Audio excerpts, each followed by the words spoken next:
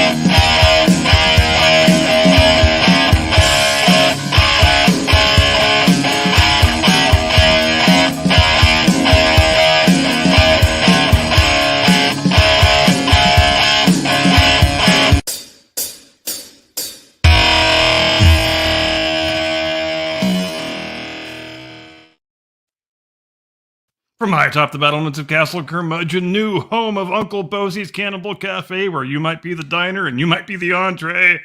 Good evening, Mr. and Mrs. America and all ships at sea. Welcome to the Blast Radio. So glad you could join us. Here is your Decline of Western Civilization news roundup for the third week of April 2024. Dateline San Francisco. Monday, 15 April. Hundreds of anti-Israel protesters shut down San Francisco's iconic Golden Gate Bridge on Monday amid a wave of protests springing up around the country. NBC Bay Area reported, quote, activists protesting the war in Gaza shut down Highway 101 on the Golden Gate Bridge Monday morning, snarling the commute into San Francisco and resulting in multiple arrests, end quote.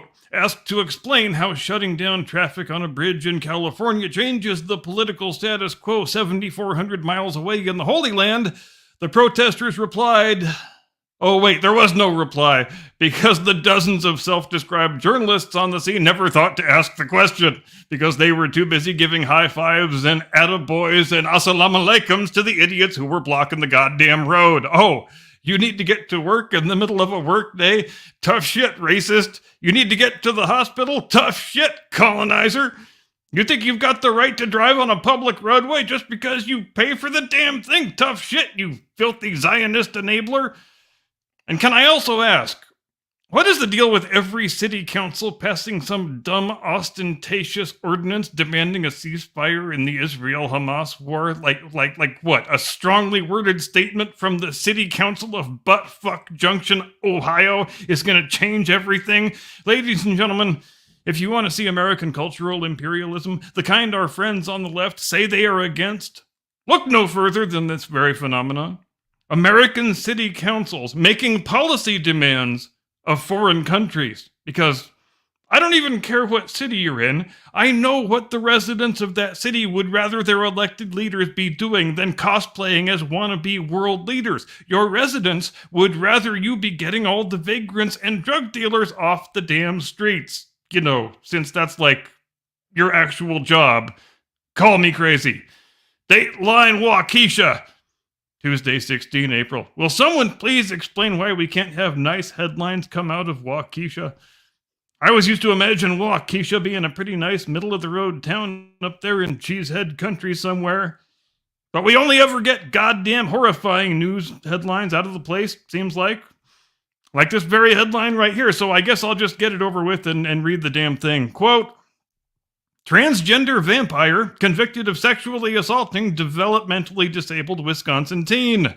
End quote. You know, has anybody else noticed that people who swap out their wedding tackle and start playing for the other team, they seem to always wind up as really happy, well-adjusted people afterward, don't they?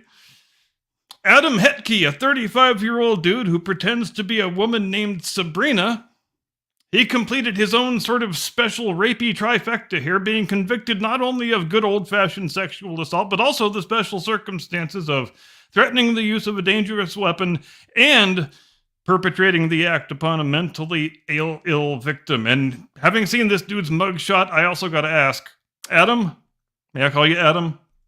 Because I'm going to do that whether you want me to or not.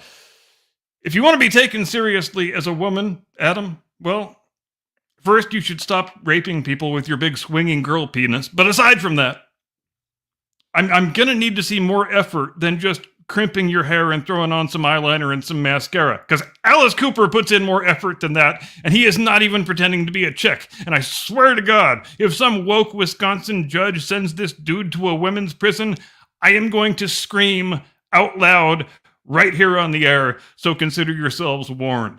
Dateline, Cambridge, Massachusetts, Wednesday, 17 April. The Harvard Crimson, that ever-reliable source of unbiased journalism.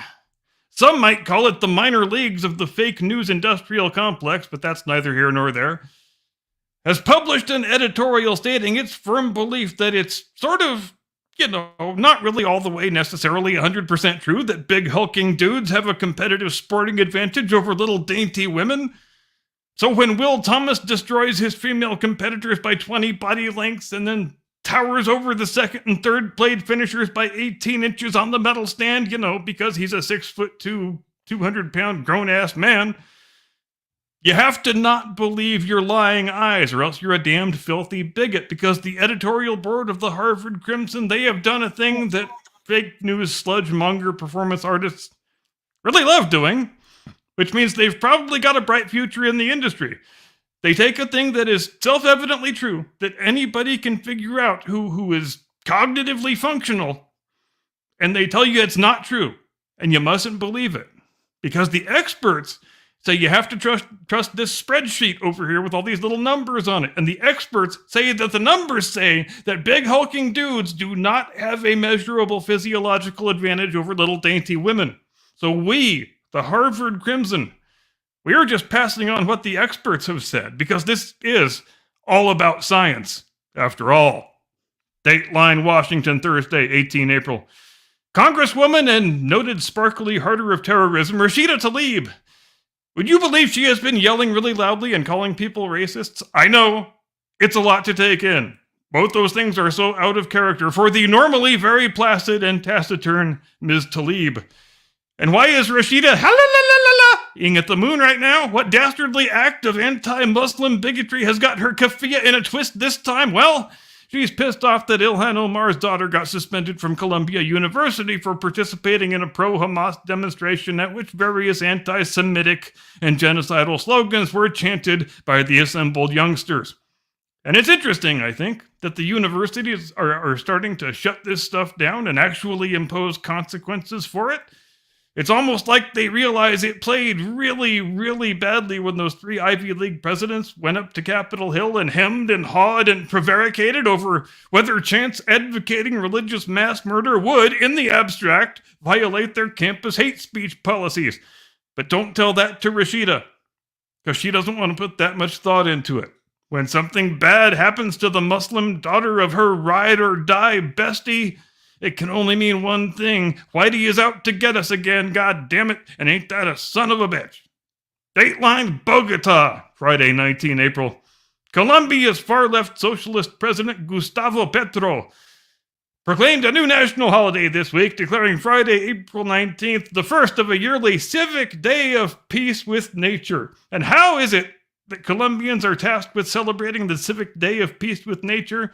Well, pretty much anything that doesn't involve using power or water. Now, if I were a cynical man, if I were inclined to suspect that ulterior motives might possibly be at play here, I might say, you know what this sounds like? This sounds like the government has no idea what it's doing. They're about to lose their ability to provide basic services to the populace, and they need to invent excuses to discourage power and water consumption because you've got two alternatives here, really, and neither of them is all that attractive. You can let basic services collapse, which won't make your government very popular, or you can impose water and power rationing and do shutdowns and blackouts and all that fun stuff, which also won't make your government very popular. So, in a desperate attempt to invent a third way solution, they invent a new holiday with no warning, and the holiday is tomorrow. Isn't that exciting? Which I'm sure that's going to do wonders for your economy, Chief.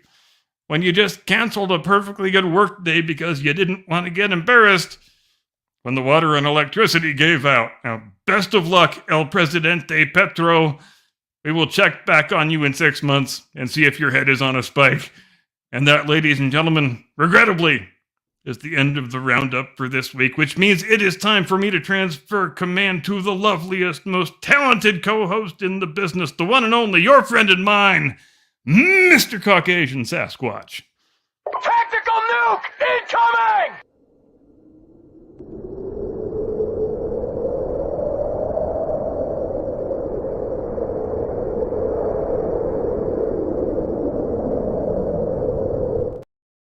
Good evening, ladies and gentlemen. Welcome to the Blast Radius. And tonight, they're not coming to get me, I promise.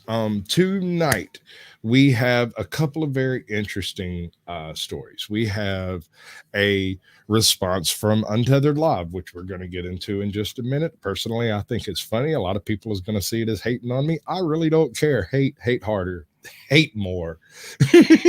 I'm happy with it. Then we're going to get into the fried communist and the Trump trial. We're also going to get into some discussion on the movie we watched. We've got a few things to cover. The point is we've got a show for you tonight, and we're going to do this starting with Untethered Live.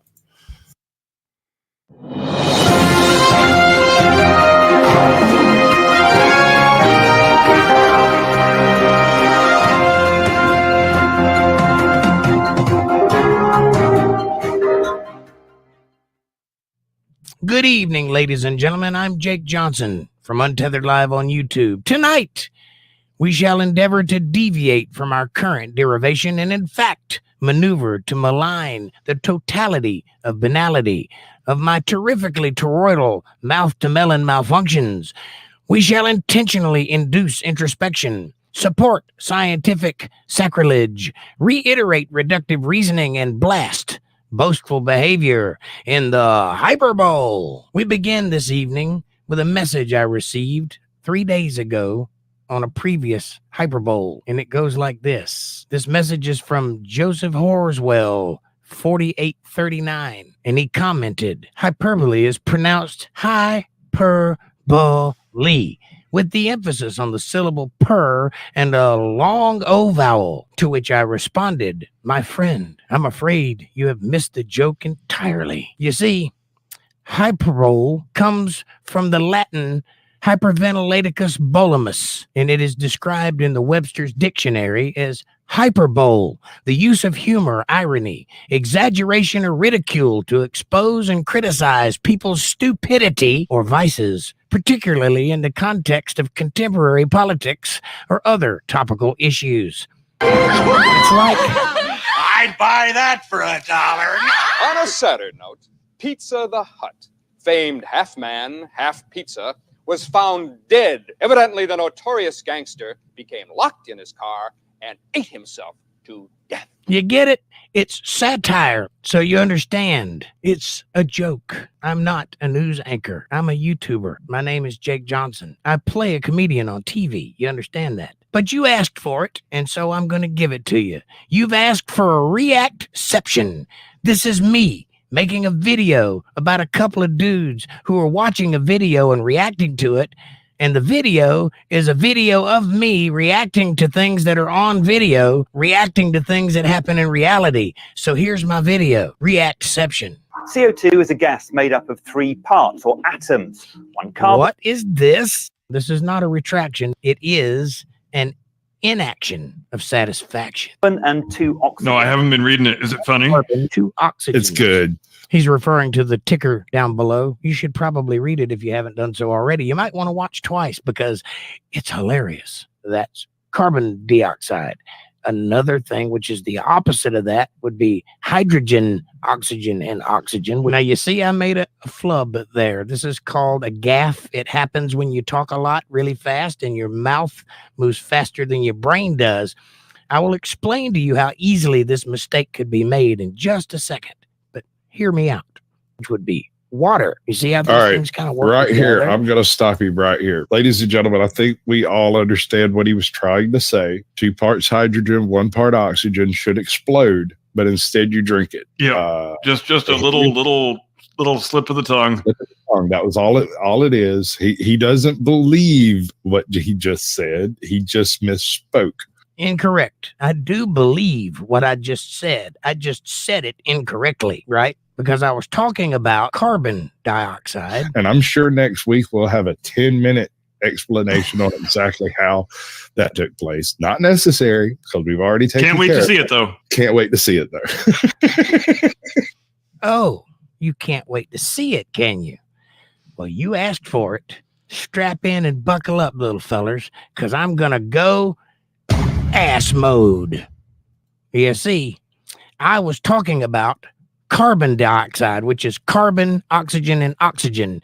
And while in the context of that conversation, I said hydrogen, oxygen, and oxygen, when I should have said hydrogen, hydrogen, oxygen. But you see how the simple error could be made. Look at this molecule, and now pay attention to this molecule, which is exactly the same, only opposite, you see? And I was trying to make the point that carbon dioxide and H2O, which is water, are the exact opposites of each other. And I was kind of called out on it. So I would like to stand my ground. This is not a retraction, but it is a double down, if you will. This is the periodic table. It is a lot of information packed into a chart so that you can clearly see a roadmap to how all things in creation are created. Because on this map, every element that makes up everything is on it. And it is broken up into many different types of sections.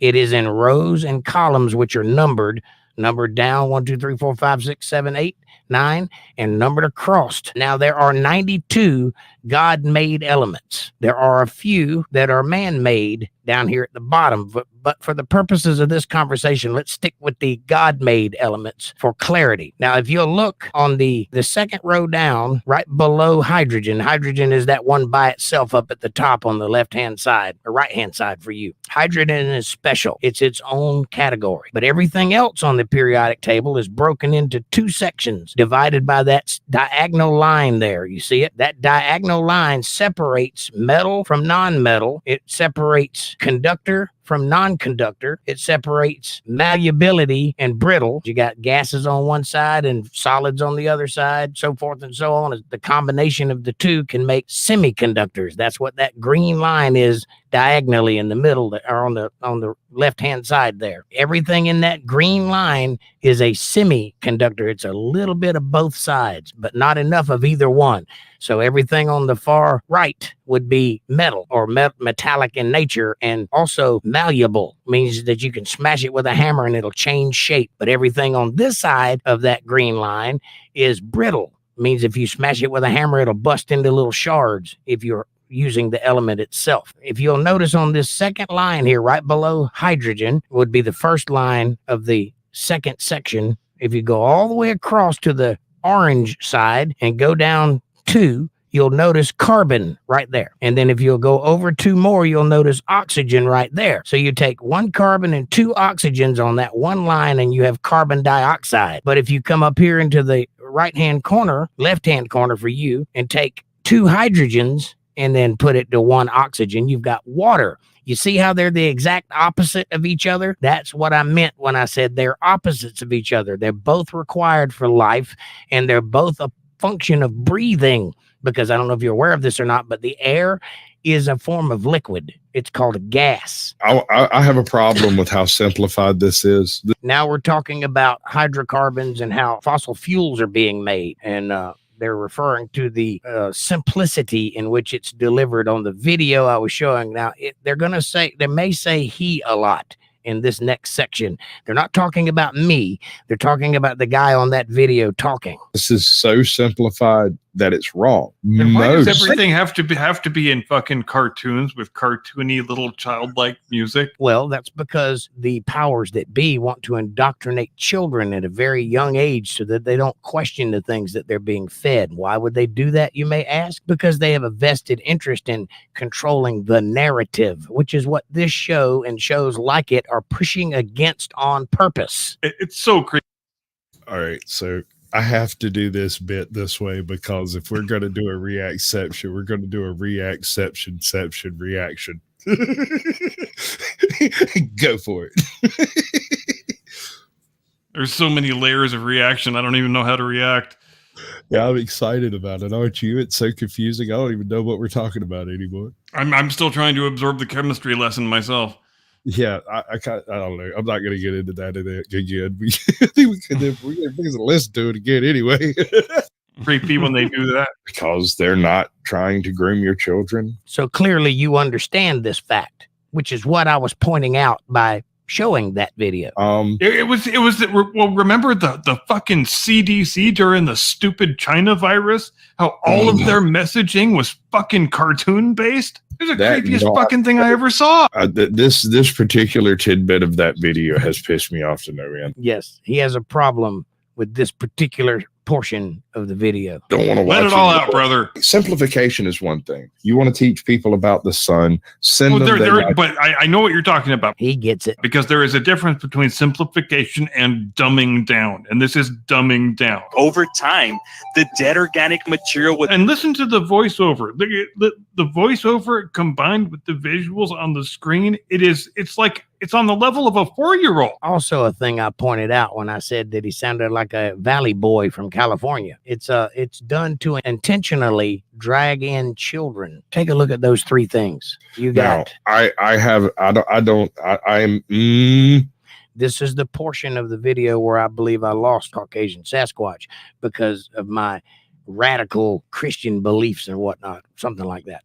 Anyway, I was saying that coal, oil, and natural gas are all 3 different states of the same thing. And it is. When's the last time you ever went outside and picked some of it up and put it in your mouth and tasted it, or smelled it with your nose, or rubbed it between your fingers? I'm telling you, they're all portions of the same type of thing. That's 3 different states. All things come in 3 states. That's what I was trying to get at.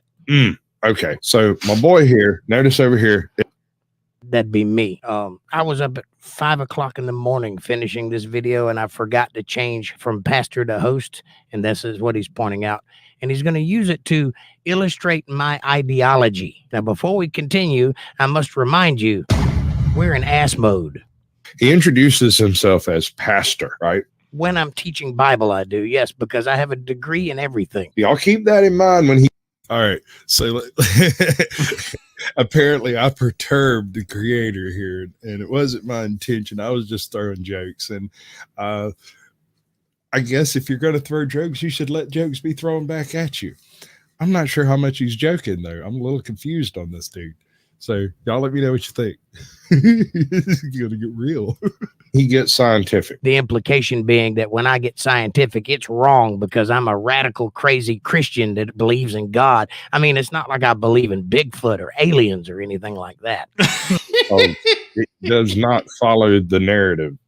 Now, see, that's the reason he made this caveat. That's the reason for this disclaimer, because he doesn't want my crazy ideology rubbing off on his show because of the narrative, the very thing I'm pushing against. If you hire Jake Johnson, you should probably expect Jake Johnson to show up. In case you were a little confused. Sort of a young earth type, if you catch my drift. For the record, I am not a young earth creationist. I do think they have some valid points, and I do my own research. I do not belong to any group or organization. I am, in fact, untethered. And if you come over and watch my show, you can become untethered too. Uh-oh. Oh, but it's great fun. I love poking at him with it. It's funny. It's funny. It's almost impossible to have a conversation with him Impossible, you say? because he refuses to. He will agree to terminology and then immediately defy that terminology by insisting that it means other shit. That's what they call a well-structured argument, and I am a master debater. And what you're talking They add about too is a many straw syllables. man to my well-structured argument, which is why it's impossible to talk to me. If you talk to me in terms of scientific certainty, if you talk to me about things that you are well informed on, I am not at all hard to talk to. Because Now, if we discuss deep time, it can't be discussed. Simply can't. We can't talk about anything over 11,000, 6,000, whatever.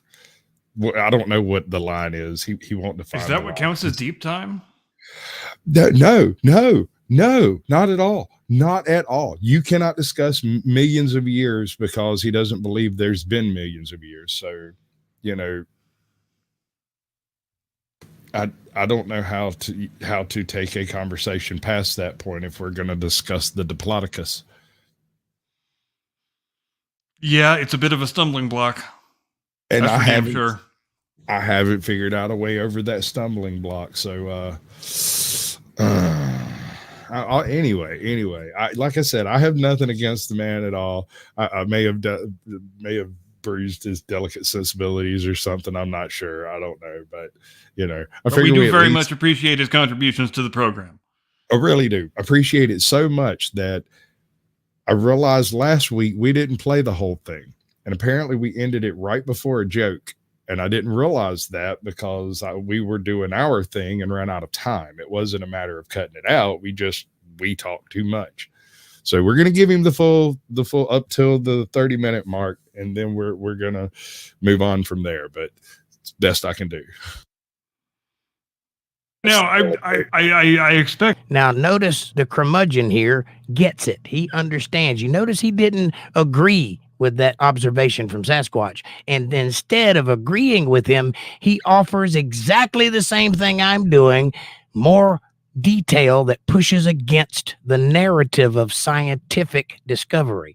everybody in the audience right now is old enough to remember like 2007, 8, 9, 10. And if you're old enough to remember those years, then you remember when these same people who were the climate cult alarmists Climate cult alarmists. Good alliteration there, curmudgeon. I like you. now who say all fossil fuel is 100% bad and evil and bad. Those same people 15 years ago were singing the praises of clean, green, natural gas. The same people I'm pushing against with this video. Interesting. Was the wonder fuel of the future for these people. So I wonder what happened. I wonder what happened in the interim. If you remember 15 years ago when those people were singing the praises of coal, oil, and natural gas, and now they're not. 15 years or 20 years prior to that, they were singing the praises of global cooling. 8 times in the past million years,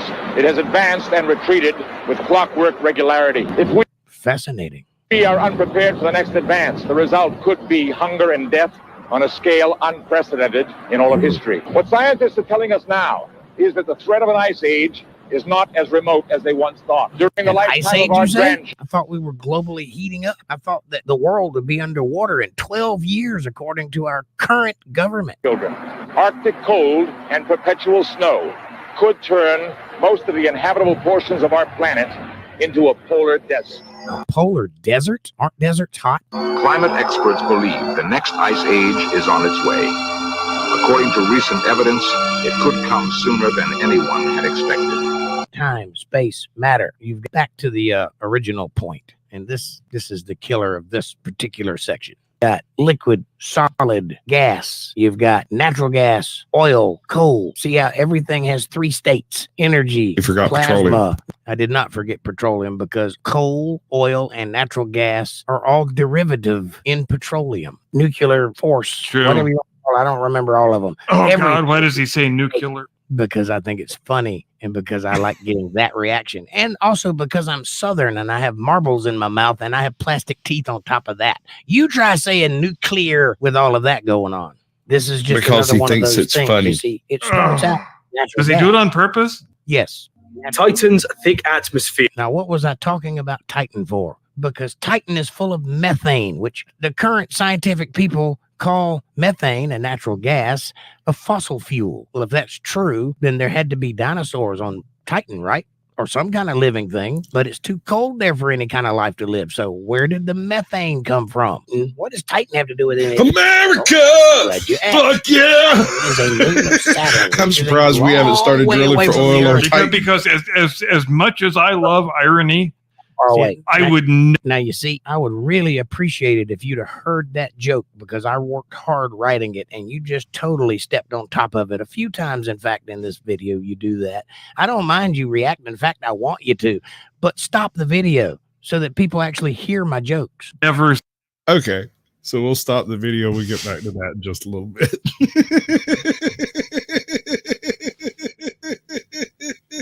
Okay, so I'm a little tickled. How about you?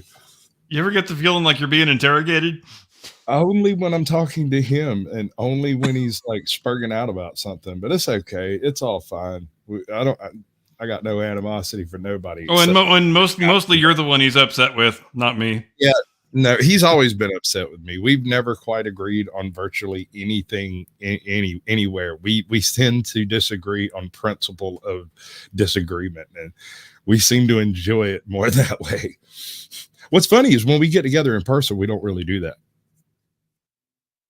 Which is as it should be. Right. That only really happens in this type of a medium, you know, which I think is hilarious, and it may become more hilarious in the future. We'll see. Yes, the internet does tend to make things very internet-y, doesn't it? Oh yeah, no, it gets entertaining immediately. You can't help it. You could always aspire to become a lolcow if you try. What's up, Desert Goat? Welcome in, bud. Queen Bird in the house. So we've got a few things. Do you want to do the movie first, or do you want to go into the various stories I brought? I've got some that this week in history I can do. Want to do Okay, some this do week that. in history?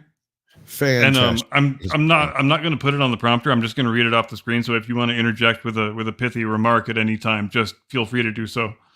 Do we have pithy fodder? Oh, I'm down for pithy. If you hear something you think sounds like pithy fodder, then you start pithying. God damn it! All right, 14 April 1471 in England. The Yorkists under Edward IV defeat the Lancastrians under the Earl of Warwick at the Battle of Barnet. The Earl is killed. Edward resumes the throne. 1775, the Society for the Relief of Free Negroes Unlawfully Held in Bondage, the first abolition society in North America, is organized in Philadelphia by Benjamin Franklin and Benjamin Rush. 1865, U.S. President Abraham Lincoln is shot in Ford's Theater by John Wilkes Booth. Lincoln dies the following day. Spoiler alert.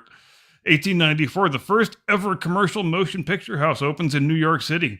It uses 10 kinetoscopes, devices for peep show viewing of films. 1912, the British passenger liner RMS Titanic hits an iceberg in the North Atlantic and begins to sink. Spoiler alert, And she I sinks. still say 19 there was enough room on that door for Jack. 1945, the raising of Freescythe, the 4th Canadian Armored Division, in history's only documented instance of a Canadian war crime, deliberately destroys the German town of Freescythe on the orders of Major General Christopher Vokes. 1981, STS-1, the first operational Space Shuttle Columbia flight, is completed successfully. 15 April 1755, Samuel Johnson's A Dictionary of the English Language is first published in London. 1817, Thomas Hopkins Gallaudet and Laurent Clerc found the American School for the Deaf, which was then called the Connecticut Asylum for the Education and Instruction of Deaf and Dumb Persons, the first American school for deaf students in Hartford, Connecticut. 1922, U.S. Senator John B. Kendrick of Wyoming introduces a resolution calling for an investigation of a secret land deal, which leads to the discovery of the Teapot Dome scandal. 1947, Jackie Robinson debuts for the Brooklyn Dodgers. breaking baseball's color line. 1952, the very first flight of the Boeing B-52 Stratofortress, which is still in active service today. 2019, the Cathedral of Notre Dame in Paris is seriously damaged by a large fire, and I believe they're just about finished rebuilding it. 16 April, 1457 BC, the Battle of Megiddo, the first battle to have been recorded in what is accepted in relatively reliable detail, is fought. 73 AD, Masada, a Jewish fortress, falls to the Romans after several months of siege, ending the First Jewish-Roman War. And yes, if you're wondering, that's the one where all the Jews jump off the cliff because they don't want to be taken alive by the Romans. 1746, the Battle of Culloden, the last ever pitched battle on English soil, is fought between the French-supported Jacobites and the British Hanoverian forces commanded by William Augustus, Duke of Cumberland in Scotland. 1943, Albert Hofmann accidentally discovers the hallucinogenic effects of the research drug LSD. He intentionally takes the drug 3 days later on April 19th. Think he might have liked it. 1945, World War II. The Red Army begins the final assault on German forces around Berlin with nearly 1 million troops fighting in the Battle of the Seelow Heights. 1961, in a nationally broadcast speech, in one of the greatest professional wrestling-style heel turns in world political history, Cuban leader Fidel Castro declares that he is a Marxist-Leninist and that Cuba is going to adopt communism. 17 April 1521, the trial of Martin Luther over his teachings begins during the assembly of the Diet of Worms. Initially intimidated, he asks for time to reflect before answering and is given a stay of 1 day. 1895, the Treaty of Shimonoseki between Japan and China is signed. This marks the end of the First Sino-Japanese War, and the defeated Qing Empire is forced to renounce its claims on Korea and to concede the southern portion of the Fengchan province, Taiwan, and the Pengchu to Japan. 1907, the Ellis Island Immigration Center processes 11,747 people, more than it does on any other day. And put that number in context with today's numbers of illegal entries, just, in one sector every day, and watch your mind explode. 1961, the Bay of Pigs. A group of Cuban exiles financed and trained by the CIA lands at the Bay of Pigs in Cuba with the aim of ousting Fidel Castro. And I think we all know how that one ended. 1970, the damaged Apollo 13 spacecraft returns to Earth safely. 1986, an alleged state of war lasting 335 years between the Netherlands and the Isles of Scilly declared peace, bringing an end to any hypothetical war that may have legally been considered to exist, and in which no shots were ever fired. We're glad they got that one sorted out. 18 April 1506, the cornerstone of the current St. Peter's Basilica is laid. 1775, the British advancement by sea begins. Paul Revere and his other rider compatriots warn the countryside of the British troop movements. 1847, American victory at the Battle of Cerro Gordo opens the way for the invasion of Mexico. 1906, the 7.9 earthquake and fire destroy much of San Francisco, California, killing more than 3,000 people, making one of the worst natural disasters in American history. 1942, the Doolittle raid on Japan, Tokyo, Yokohama, Kobe, and Nagoya. They are duly bombed by our boys. That's an anniversary we should probably be talking about when I finish with this. We should. 1943, Operation Vengeance. Admiral Isoroku Yamamoto is killed when his aircraft is shot down by U.S. fighters over Bougainville Island. 1980, the town of Elmore City, Oklahoma. Kevin Bacon fans will enjoy this one, holds the first ever dance in the town's history. 19 April 1539, the Treaty of Frankfurt between Protestants and the Holy Roman Emperor is signed. 1770, Captain James Cook, still then holding the rank of lieutenant, first sights the eastern coast of what is now known as Australia. 1775, the American Revolutionary War begins with an American victory in Concord during the battles of Lexington and Concord. 1782, John Adams secures Dutch recognition of the United States as an independent government. The house, which he purchased in The Hague, becomes the very first American embassy. 1839, the Treaty of London establishes Belgium as a kingdom and guarantees its neutrality. 1861, The Baltimore riots. A pro-secessionist mob in Baltimore attacks United States Army troops marching through the city. 1927. Mae West, God bless her heart, is sentenced to 10 days in jail for obscenity for her play entitled Sex. 1943. Albert Hoffman deliberately doses himself with LSD, this time 3 days after having accidentally discovered its effects. On 16 April, an event commonly known and celebrated as Bicycle Day. 1956. Actress Grace Kelly marries Prince Renier of Monaco. 1971. Charles Manson is sentenced to death, later commuted to life in prison for conspiracy in the Tate LaBianca murders. 20 April 1653. Oliver Cromwell dissolves England's rump parliament. 1792. France declares war against the King of Hungary and Bohemia, thus beginning the French Revolutionary Wars. 1859. Daniel E. Sickles, a New York congressman. Yes, he is also the Dan Sickles who later becomes the Civil War general who went and visited his own amputated leg in a museum for 40 years. Is acquitted of the murder of Philip Barton Key on grounds of temporary insanity. The case marked the very first successful use of the temporary insanity legal defense. 1861.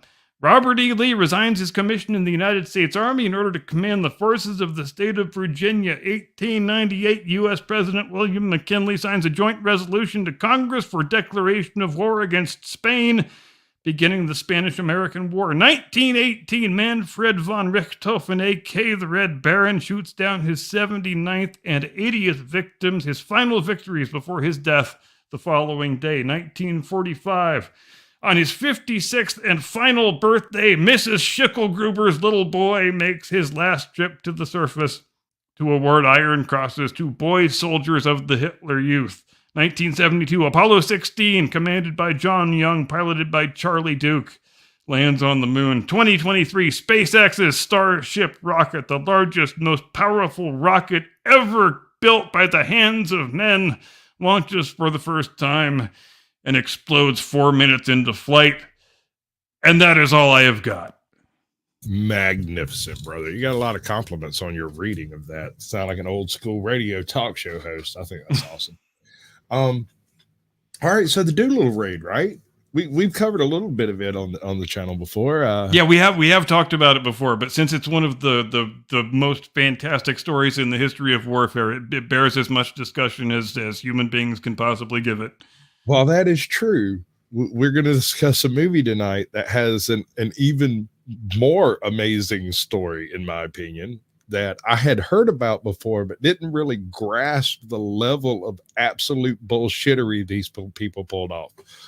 And I had never even heard of the story before, and I am even more blown away. I only happened to have discovered this movie because it auto played after something else I had been watching, and what a great thing World War II is, though. Yeah, you can study a thing for your entire life, and there are still stories from it that you've never heard, and you can't believe you've never heard them. Right. Yeah. No, I mean, there's got to be tons more of absolutely amazing things that you're just unaware of. You know what I mean? And that's fantastic. Oh yeah, yeah. And I know perfectly well. I'll go to my grave not even ever having heard every World War II story I would like to have heard, and. But that's what makes history fun. So the Doolittle raid was a direct military response. It was basically the best America could do with what was available in the Pacific theater and what could be dislodged from the eastern coast at the time, which was, what was it, 7 Lancasters? I believe so, yeah. It wasn't many. But yeah, we need to figure out a way to strike a blow right now to just to do something for public morale and to show the enemy that we can hit them, because we're coming. We're not just coming. We've already showed up, but we're coming. We're coming hard. That was because even though the raid is often dismissed in tactical terms, just because it inflicted such a minuscule amount of damage in the grand scheme of things. But it was very important in that it showed them we could hit their territory, and they didn't think we could. And that was a really tremendous PR disaster for their side. And that makes it very important, because for as much good as it did for PR on the home front, it did as much damage to Japanese PR, and that stuff matters. Yeah, no, okay, so look at it from Tojo's perspective, right? You're sitting around, you get the word that your fleet's in place, you order an attack, and what was it? 3 weeks later, 5 cities are on fire, and you have no idea how that happened because there's not an aircraft carrier close enough to have hit it. Pearl Harbor is on 7 December, and they get the Doolittle raid together by the second week of April, so a little over 90 days. Okay. 90 days. They took a dozen Lancasters, stripped them down into Formula One versions, and tossed them off the front end of a canoe and said, "Good luck, boys." B-25s. And right. And nobody had any idea whether you could even take a 2-engine bomber off from an aircraft carrier, because nobody had ever thought to try it. Yeah. Why would you? Yeah. Why would you? What occasion would ever arise where you need to launch a bomber from an aircraft carrier? But here it is. So go figure it out, boys. Right. All right, boys. Chop, chop. and it's fascinating that Jimmy Doolittle is the guy they pick to solve the problem, because he's not even a military man. He's more of a celebrity flyer, a guy who sets speed records and stuff like that. Right. But since he is so renowned for being an airman who thinks out of the box, the fact that they happen to have him in uniform, I don't remember whether it was General Arnold who made the call, but they said, "Get me that guy." I mean, there was 20 other guys it would have made more sense to pick than the recently formerly civilian stunt flyer. I don't know. You got to consider this man was a type A personality who was a real hard running go-getter. He always played hard in the paint. He was pushing the envelope of absolutely everything avionic. And we have that's probably what got him the assignment, is that he had a track record of doing things in airplanes that nobody else would even attempt, that no one thought was possible. And we need to do the impossible. Who do you get to do the impossible? Well, that's Mr. Doolittle over here. If it can be done, if it can't be done, he might pull it off.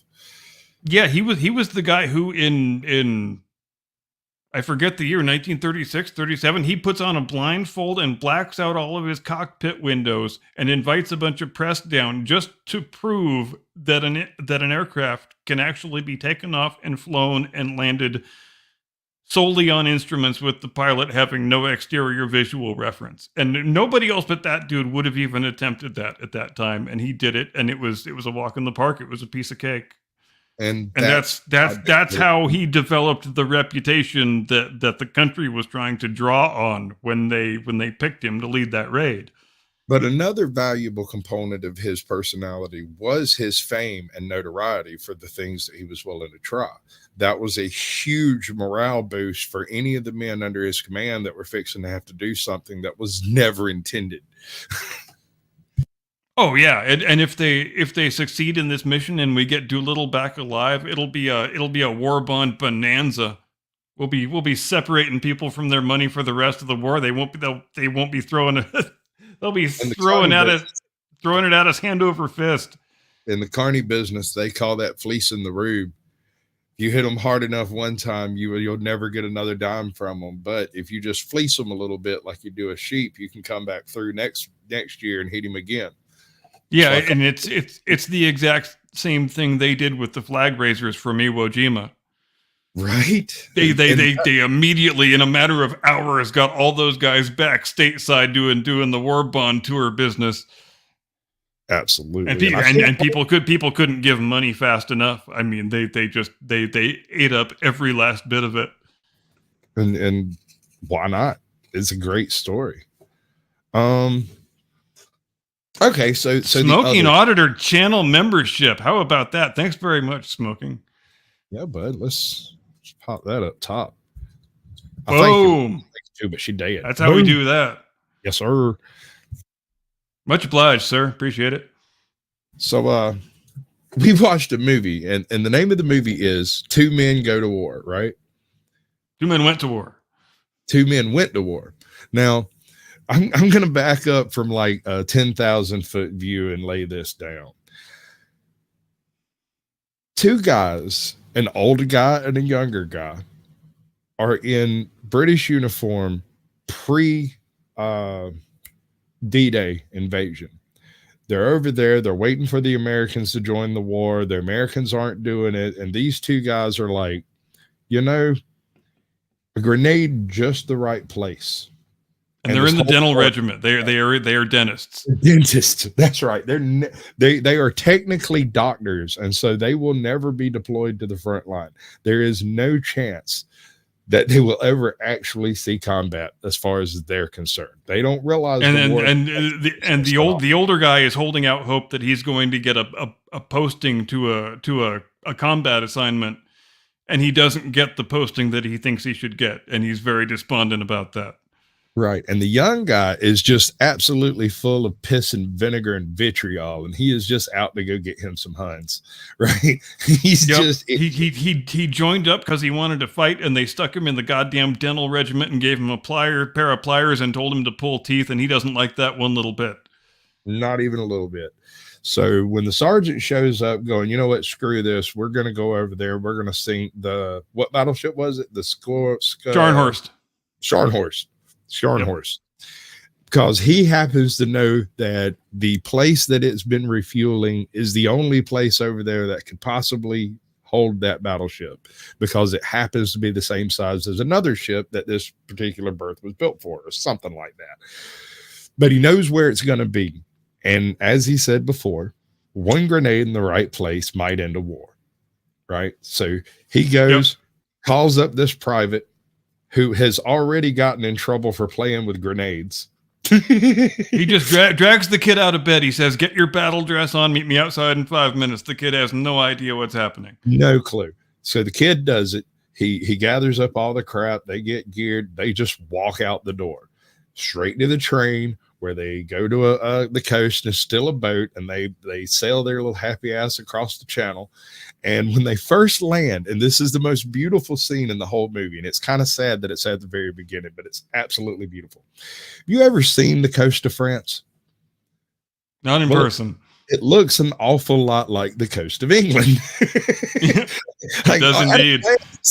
You can't really tell the difference. And so when they come ashore and hear someone talking about a recipe in English, they assume they're still in England, that they're morons.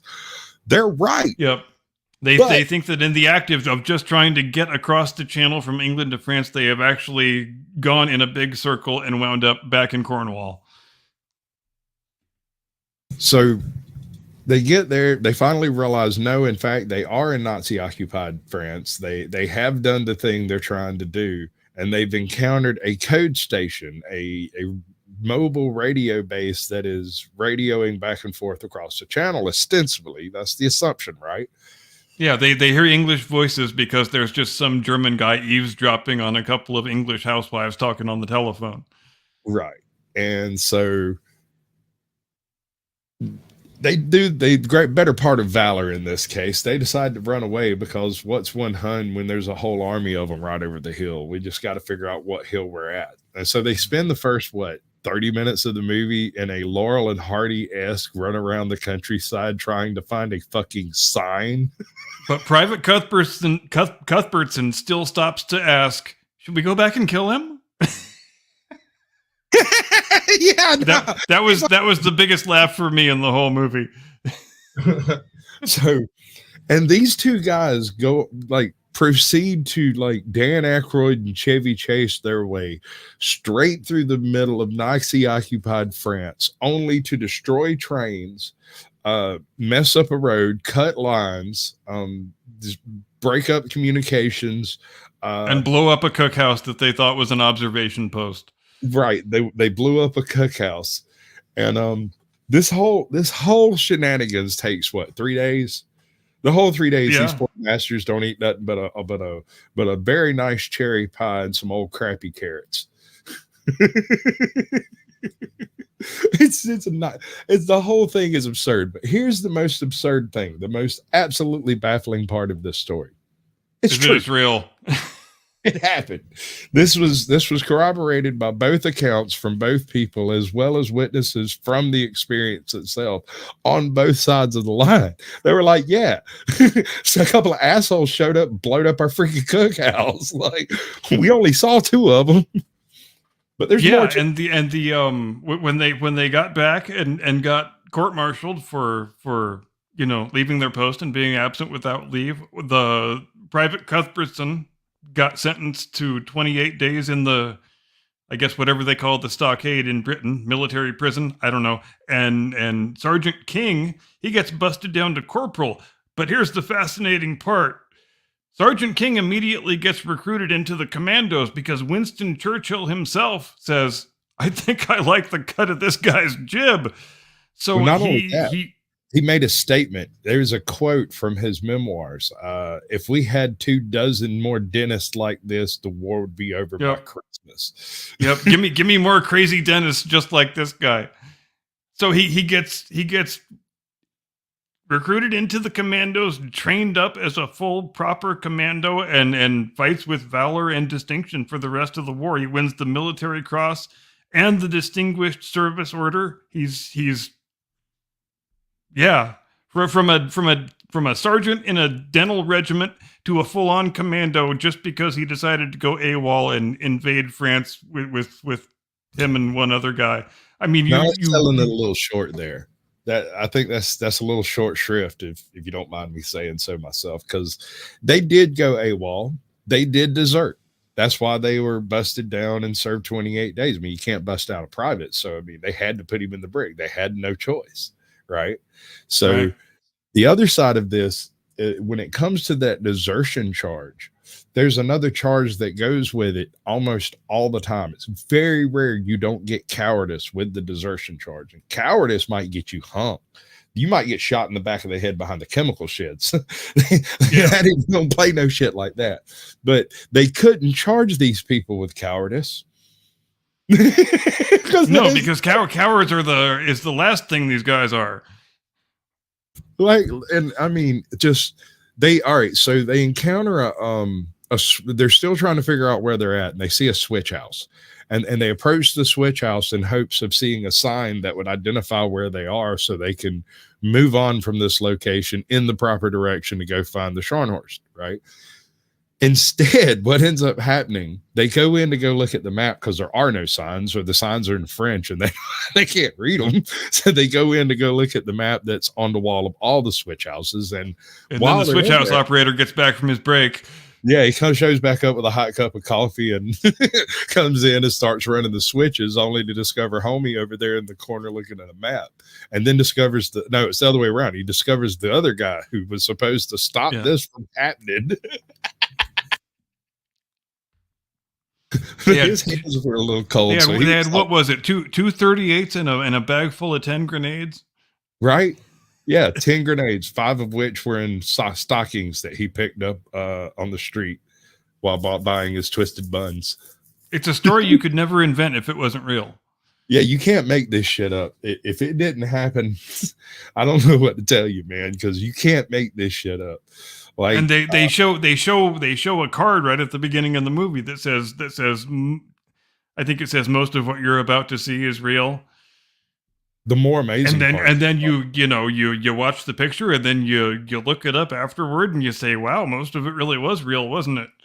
The Great Escape, the escape that they make after the dude gets chased into the barracks with the machine guns, and they just go in and start shooting, and he's like, well, damn, I guess he's dead. And then 2 seconds later, he comes tearing out on a motorcycle with a side. Yeah, that's the one part I had a bit of trouble with. Like, I want to know how he got out of being machine gunned by 2 Germans.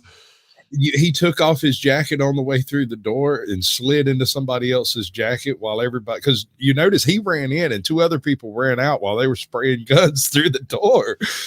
The 2 guys who ran out were the only person who got a good look at that dude. Everybody else inside wouldn't have had no clue what was going on. He just slid to a stop without a jacket on and grabbed a jacket, put it on, hopped on the fucking motorcycle, and drove right out the door he rode in on. It's just crazy. That's fine. I'll accept it. If that's the biggest problem, it's not much of a problem. But most amazing part is rather than going back through the cut wire, because they've got all the spotlights on and the sirens are going on and all hell's breaking loose, they decide, well, we already dressed up as the enemy, so let's just ride out the front gate. And it works because nobody's expecting anyone to be leaving. They're expecting people to be invading. And the most my favorite thing is just their dumb little banter that they have with each other while they're they're doing all this crackpot sabotage, like they're cutting the telephone wires, and he's, we should make a list of all the stuff we're doing and then show it to them when we get back as proof.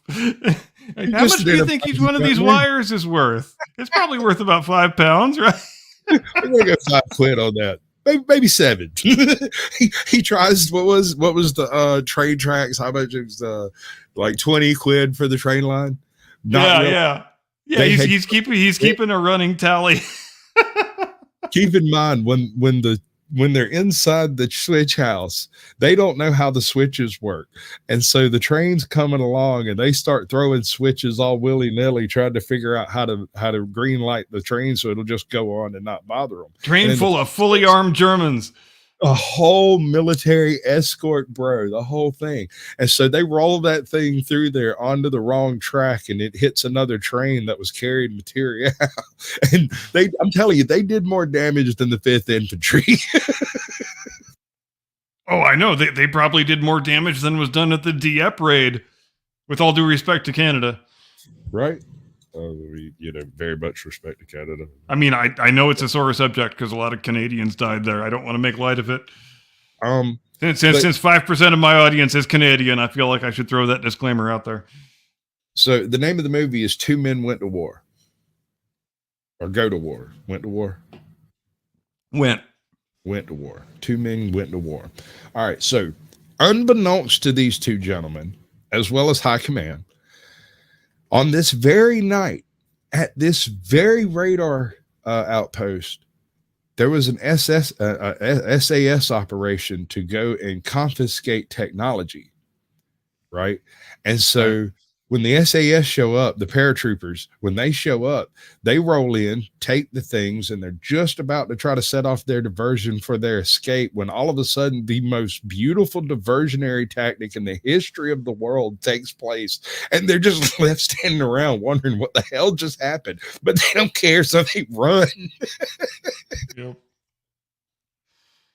They just blundered their way into heroism. It was really beautiful.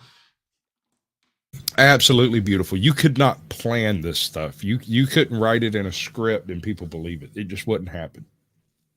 But so they escape, they get back on their boat, and they manage to row their happy asses home. I don't think the part with the mine actually happened. I think that was I don't think so either. And I was surprised to learn as I was fact checking the picture after I watched it that they actually, after the boat ran out of gas, they actually drifted in the channel for 12 days before they were discovered and rescued. And everybody thought they were spies. So that the bit at the end where they were interrogated by the British was pretty much true to life. That was beautiful too, dude. They come to, homie standing there speaking German real stiff, just like you'd expect. And then he walks out and he's like, "So, Maddie, when shall we go and have our bit of tea? Shall we join us?" Oh, I know, it was great. And then that's the exactly right way to handle it, because absolutely. I mean, what are you even supposed to think when you find these two unconscious motherfuckers on this boat? Like, how did these two men happen to be here right now in this condition? To my knowledge, I have never heard a single complaint or a reference of a complaint from either one of them. They both knew they were going up on desertion charges. There was no doubt in their mind that would happen. It was absolute certainty. They deserted, and they were fully forthcoming about, we did desert, but it was not cowardice. We just tired of waiting. Well, yeah, and they include the whole bit where they write a letter to the prime minister and stick their pay books in the envelope and say, as proof of our identity and our good intentions, we are enclosing our pay books. So, to signify that we're not actually deserting, which was probably a smart move on their part, all things considered. Right. All right. Last bit on the movie. My favorite scene out of all of it. At the very end, just as all of this stuff starts culminating, the Prime Minister, Winston Churchill, finds a letter from him on the same day that he gets the letter about him coming back, right? Because he sent a letter to the Prime Minister saying, hey, I got this idea. We're going to go sink the Scharnhorst, and this is how we're going to do it, and I believe it'll work. I'm waiting for your correspondence to give us permission to do it. But it got mixed up in all the files and never got to him for like almost 6 months. So 6 months later, when they're coming up on charges in a court martial, Winston Churchill's like, holy shit, if we had a dozen of these guys, we'd already be done with this war. we need to find more of these people. And so ends up going on to become a commando and serving absolutely splendidly for the rest of his days. The wacky things that happen when all of your correspondence is by physical media. Oh, yeah. It's silly. Of course, then again, he had that tendency of wandering around at night. Okay. All right. I have a story for you. What if I were to tell you that NPR is not an even-handed news source? You dastardly scoundrel. You take that back right now. It's not me. I'm not the one saying it, yo. I'm just saying I've discovered a clue that maybe. You're saying National Public Radio is not a down-the-middle, dispassionate, impartial journalisming factory? It's not me. It's not me at all. It's memology.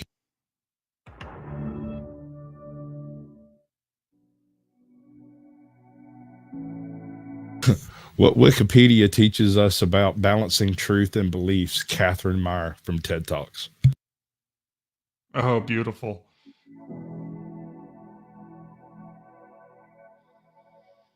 All of the decisions about encyclopedic content and organizational policies take place in a transparent and I feel like this chick should have played the female Terminator in Terminator 3. That's the vibe I get off her. Around it, integrating new ideas and new perspectives. But I think one of the most critical things that I found really important. And it's just woke fucking gobbledygook, all of it. Work together into deliberation and into conversation so that the end result is something that most of us feel is reasonable and fair. Now, easy enough for some things like articles on animals with fraudulent diplomas, which is a real article on Wikipedia. But what about the hard things? But did it really happen is my question. Yeah. Okay. Well, if there are animals with fraudulent diplomas, then maybe that should be a topic. It's a real thing. Why am I supposed to be impressed by this person? Are we allowed to ask that? Or no, because she's a powerful girl boss woman and we're not allowed to ask such things. You're not allowed to ask such things. You are a white straight man and you are a bigot, sir. Stop it. Do better. It's the places where we are prone to disagreement, say politics and religion. Well, as it turns out, not only does Wikipedia's model work there, it actually works really well. Because in our normal lives, these contentious conversations tend to erupt over disagreement about what the truth actually is. But the people who write these articles, they're not focused on the truth. They're focused on something else, which is the best of what we can know right now. And after 7 years of working with these brilliant folks. Okay, the best of what we can know. You know what she just said, right? No, I don't. Because all I hear is just a wall of woke gobbledygook.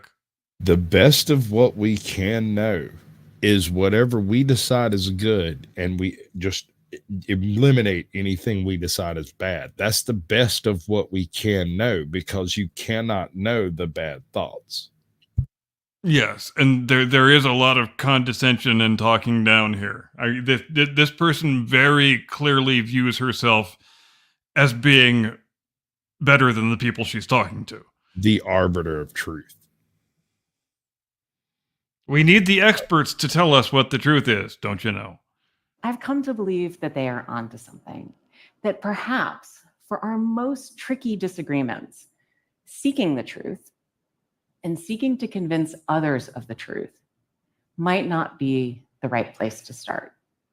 In fact, our reverence for the truth might be a distraction that's getting in the way of finding common ground and getting things done. Pause it. So Our reverence for the truth might be a distraction. Talk about saying the quiet part out loud. That is the most dystopian bullshit I have ever had to deal with. That Dystopian, Orwellian, every one of those adjectives you can apply to that statement, because that is exactly what that is. Truth is not subjective, and as soon as you go against the truth is a lion. It needs no protection. Merely the truth is what we tell you the truth is the message that she's putting across. That's exactly what she just said. Yep. That's what this whole thing's building up to, is we're going to remove your honest opinions and replace them with approved opinions using AI. Guarantee it. You're just not smart enough to decide things for yourselves. It's just because you're so damn stupid that we have to protect you from your own idiocy. You understand? One day you're going to send your wife a really raunchy text and she's not going to get it. She's going to get the politically approved narrative of it. Yeah, that's we will probably wind up at that point if there is no brake check. Gotta give, man. Something's got to give. Something's got to give.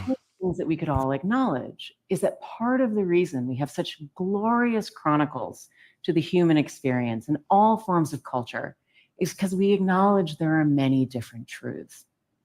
And so in the spirit of that, I'm certain that the truth exists for you and probably for the person sitting next to you. Okay, so when you're talking about the observable truth, we can have a disagreement on the tints and shades of the leaves, but we do not have a disagreement on that they are leaves. But my truth and my lived experience says something else, so shut up, racist. Right, exactly. This is merely a method by which to silence the opinions that they don't like, and that is it. That is the extent of it. That's the purpose. Yes, to be able to dismiss unwanted ideas out of hand with no further discussion. That is the desired end point here. But this may not be the same truth. This is because the truth of the matter is very often, for many people, what happens when we merge facts about the world with our beliefs about the world. So we all have different truths. They're based on things like where we come from, how we were raised, and how other people perceive us. That is fucking, hey, here, come get me. That's fucking retarded.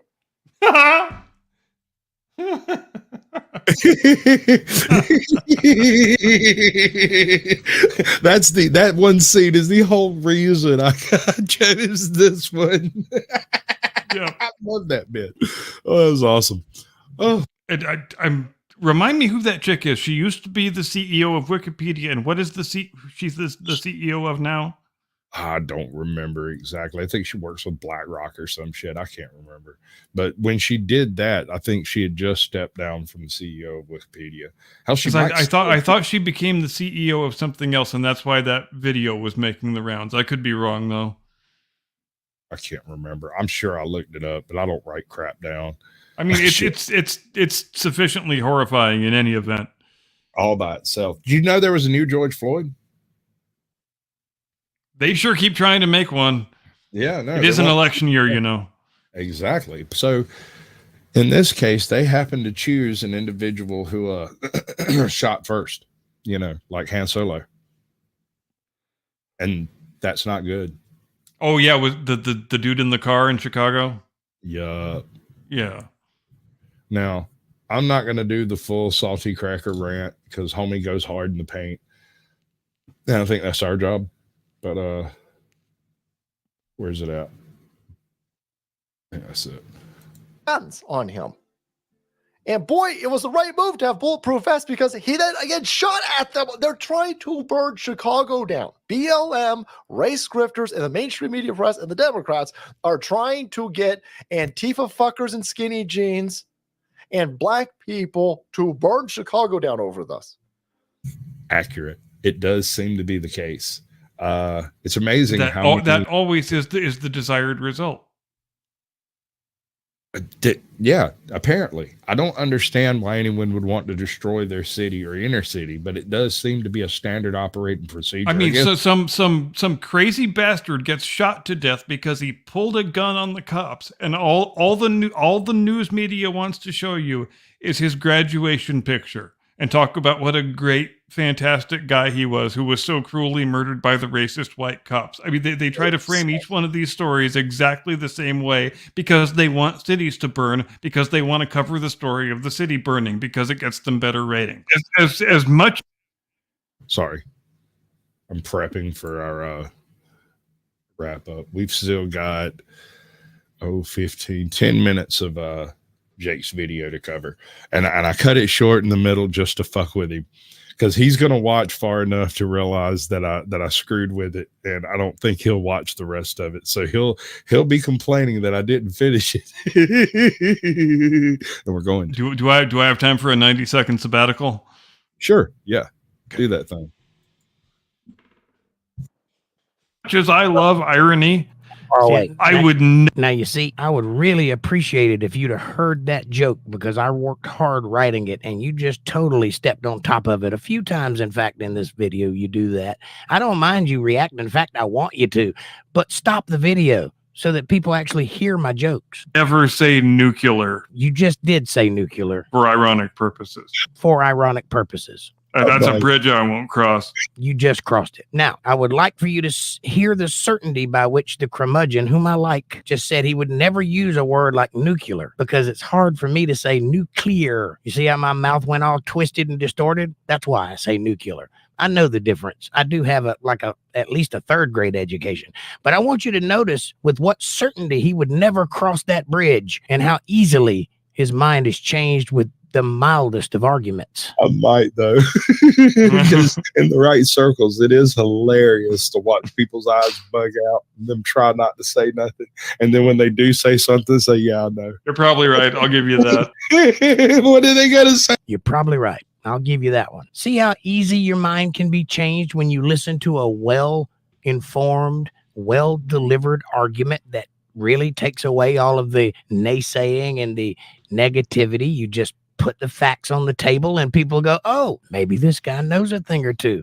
I should probably change my mind. Pow. Hey, you know. So why do you do it? To get that reaction, right? And that's why I did it, because it causes you to think. Also, other things that I do cause you to think. This is satire. You have to assume every word I say is carefully considered and put on this for your entertainment. That's the only reason I'm doing this, for fun. There, because that is hilarious. That's 1 million views, baby. That's 1 million views, baby. Now, if only you could tell the future as good as you could crack on your cuz. Let's move on to the next story, shall we? Dubai is flooding. There is extraordinary floods going on in Dubai. Why ever would it be flooding in the middle of the desert, you might ask? Dubai's extraordinary flooding. Here's what to know. Images of a saturated desert metropolis startled the world, prompting talk of cloud seeding, climate change, and designing cities for intensified weather. Well, it's flooding down in Dubai. There's water all over the road. Scenes of flood-ravaged neighborhoods in one of the planet's driest regions have stunned the world this week. Heavy rains in the UAE and Oman submerged cars, clogged highways, and killed at least 21 people. Parts of the United Arab Emirates were overwhelmed with the heaviest rain ever recorded there. Areas are still flooded days later. Some reports blamed a method of making rain called cloud seeding. The rains began late Monday. 24 hours later, more than 142 millimeters had fallen. That's 50% more than the annual average. The United Arab Emirates has, in recent years, explored using cloud seeding to make rain. It's called cloud seeding because planes, drones, or rockets seed clouds with substances like silver iodide. Notice how they only say silver iodide. They never tell you the other stuff they use. Cloud seeding involves implanting chemicals and tiny particles, often natural salts such as potassium chloride, into the atmosphere to create more rain from clouds. They have to depend on natural cloud formation for this process to happen. When an area is forecast to have clouds, an aircraft is sent to that location. The iodide attracts water molecules, which build up. When they get heavy enough, they fall as rain or snow, depending on the temperature. Many countries. It's funny how a lot of things can get into your bloodstream really easily by attaching itself to particles and droplets. Countries, including Canada, use it to increase precipitation, maybe to fight wildfires or drought, or to reduce damaging hail. China, Canada, the UAE. It's only woke countries that cloud seed. I wonder if that's related. Probably not. But despite being invented more than 80 years ago, it's hard to track if cloud seeding helps. More than 80 years ago, you started doing that, and you're not even sure if it's helping? Is partly because no two clouds are the same. And so you can't compare what a cloud might have done before you seeded it with what it did do after you seeded it. That was scholarly work if I've ever heard it, young lady. Experts say 3 storm fronts forming into one are the most likely causes in Dubai, not cloud seeding. Not cloud seeding, you say? Were they in fact cloud seeding during or before or near this massive flood in Dubai? Fact-checking segment with Vedika Bahel this evening. Welcome to the program, Vedika. We've been talking about this quite a lot in the news the last couple of days. The United Arab Emirates now getting back on its feet after some pretty incredible downpours, record rainfall, in fact. Lots of speculation, isn't there, that the authorities made that situation worse by cloud seeding, they call it. What's this about? Yes, Tom, that's right. Over the last couple of days, we've all seen the unbelievable images of the heavy flooding coming out. If I talk really fast and never take a breath, maybe they won't notice that I'm lying through my teeth. Of the UAE, as a year's worth of rain hammered down in the country and brought life to a standstill. In fact, the severity of this rainfall led to claims and speculation going viral that cloud seeding was to blame for this massive flooding. Internet users sharing sentiments like this. This is the man-made climate change we should be worried. This is the man-made climate change that we should be worried about. Not the kind that AOC is touting, that the natural kind that happens regardless of whether people are here or not, but the man-made climate change, that's what we need to worry about, and it ain't from your car. And you like how they just casually throw that in there in the middle of the newscast? This is man-made climate change. See, here it is. Yeah, we're spraying stuff into the sky to make it rain, and it rains too much, and this is man-made. Well, that's not climate for one thing, but it is definitely a change. You don't often see massive amounts of rain in the desert, but when you see rain in the desert, quite often it is significant.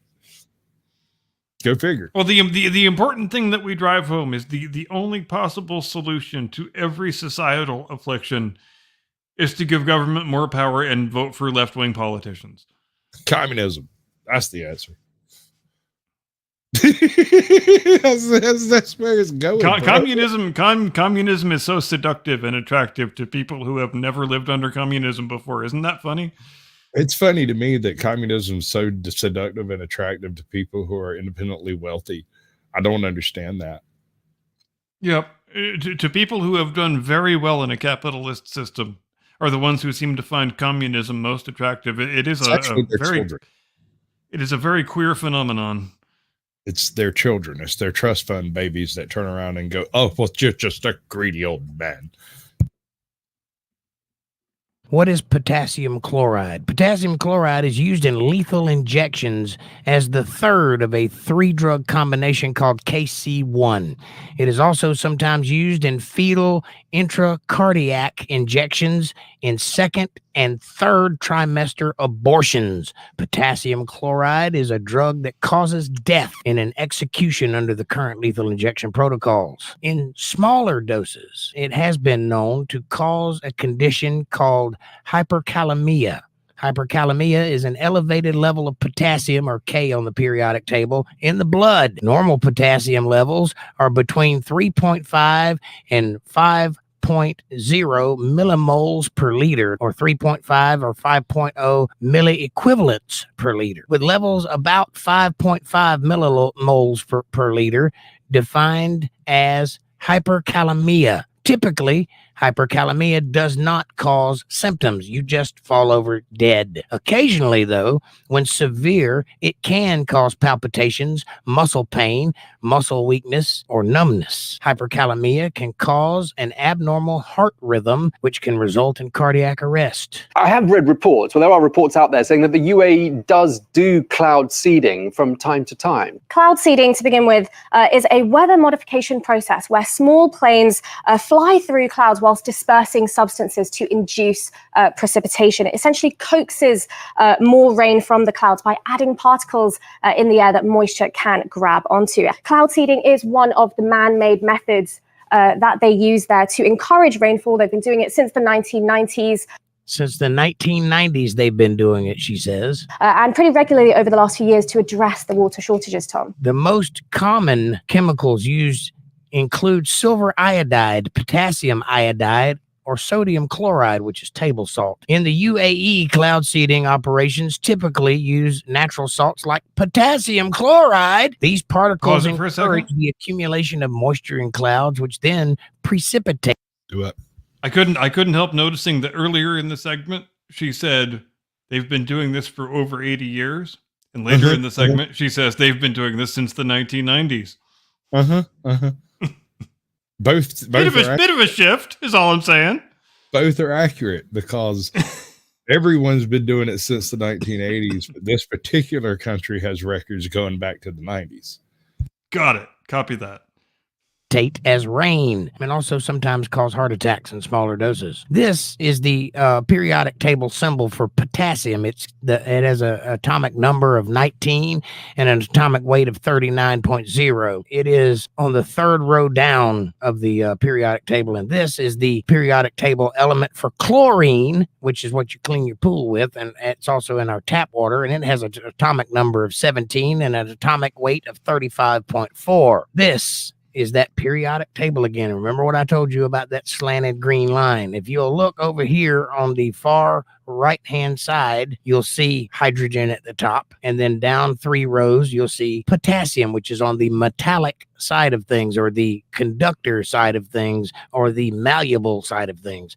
But if you'll follow that same line all the way down here to the second to the last row and go up 1 like a chess move, you'll see chlorine, which is number 17, potassium, and chlorine make potassium chloride. So you've got a gas and a metal, which make a non-metallic gaseous chemical that will kill you. Okay, so the UAE does do this, it seems, but they've made it very clear they didn't conduct any cloud seeding operations, at least in the time frame surrounding this deluge. The government had seeded clouds in the preceding days, though meteorologists said it was unlikely that had a significant impact on the rainfall. The UAE has been carrying Why are you seeding them? Since 2002 or the 1990s, depending on which anchor you're listening to address water security issues, even though the lack of drainage in many areas can trigger flooding. Why?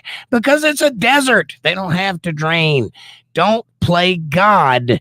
It's not your job. Ass mode. Join me next week for a brand new Hyperbowl. I hope you had a good time. Thank you so much for watching. Jake out. Thank you, Jake. Thanks, Jake Johnson. Love you, buddy. Appreciate it much. That's Untethered Live on YouTube, folks. But since he brought up the Middle East, we do need to briefly revisit the line, don't we? Yeah. That's how long was this supposed to be? It was supposed to be 105-mile clean green city of the future, and now it's been downsized by 103 miles. So it's a half mile? 2.5, give or take. 2.5 miles. Yeah, okay. It's been circumcised, you might say. Yeah, they're doing just the tip. They are doing just the very little tippy tip. That happens to be and right. Remember, they were trying to be all ostentatious by starting the excavation from both sides and working toward the middle. But yeah, not so much. Maybe let's just do the tip. Right. Yeah, well, it's very expensive to do a clean, green mega city arcology in the middle of the desert where there's no infrastructure or workers or people or zoning laws. reason. It's fascinating to see how quickly these things move when you don't have things like government red tape. When you have a ruling royal house that can just do whatever the fuck it wants, and then suddenly figures out one day, God, this thing really doesn't pencil out, does it?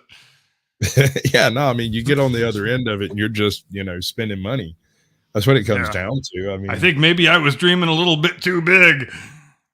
Well, I mean, let's be honest. The United Arab Emirates does have the ability to enforce massive changes because they are a totalitarian kingship instead of any type of democracy whatsoever. So this is possible, but it's not something we're going to do this week. No, it's theoretically possible, but it's not something I want to spend the amount of money on that it's going to take to realize the vision I thought I had. So maybe let's just do a little pet project, just the tip version of it, and we'll call it even. You spent that time. Am I talking us out? Ladies and gentlemen, thank you ever so much for joining us here on the Blast Radius. We sure do appreciate it when you make us a tiny little insignificant part of your Sunday evening. Here is wishing everyone a pleasantly delightful and edifying week. Have a great day and a pleasant tomorrow. Do not comply. Get off my lawn. Give me the money. Give me the money.